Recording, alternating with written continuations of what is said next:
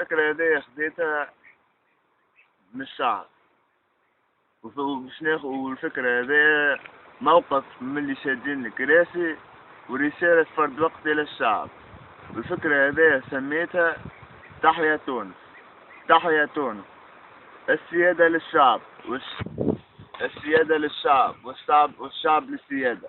معناها اللي محطوطين في الكراسي راهم هذوكم باش يخدمونا نحنا، باش يخدموا الشعب، على خاطرنا نحنا قاعدين نخلصوا فيهم.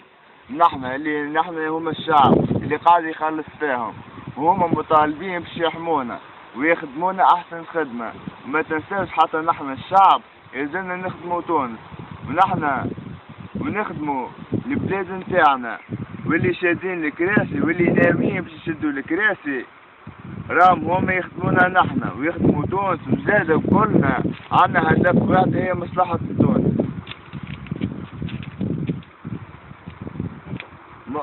مصلحة البلاد فوق كل اعتبار. لذلك يا شعبي العزيز، نحنا عنا الدين نتاعنا الإسلام، يلزمنا نمشيو بالدين نتاعنا بالفكر نتاعنا، ويلزمنا نوحد كلمتنا على لا إله إلا الله محمد رسول الله وعلى مصلحة البلاد. وراو اشترى الشعب على حسب ما نشوف أنا، سواء اللي يصلي سواء اللي ما يصليش مع الشريعة. وأنا واحد من الشعب مع الشريعة الإسلامية، وبالرغم راني ما نصليش، على خاطر نحنا ما نسش نعرفوا مصلحة البلاد أكثر من ربي سبحانه. رانا ندورو ونرجو الكلام ربي أحببنا أو كرهنا، كما يقول ربي سبحانه وتعالى: عسى أن تكرهوا شيئا وهو خير لكم، وعسى أن تحبوا شيئا وهو شر لكم. صدق الله العظيم، من سورة البقرة.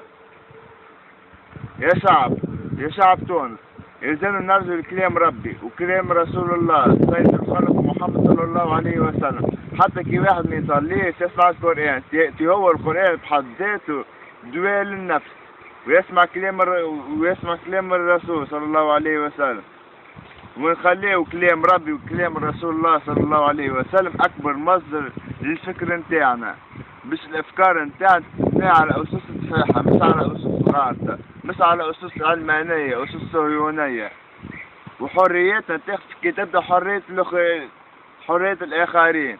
وتحيا تونس حرة مستقلة بدون أي ضغوطات صهيونية أو إرهابية، سواء كان خارج البلاد أو داخل البلاد. تحيا تونس رغم الداء والأعداء. والسلام عليكم ورحمة الله تعالى وبركاته.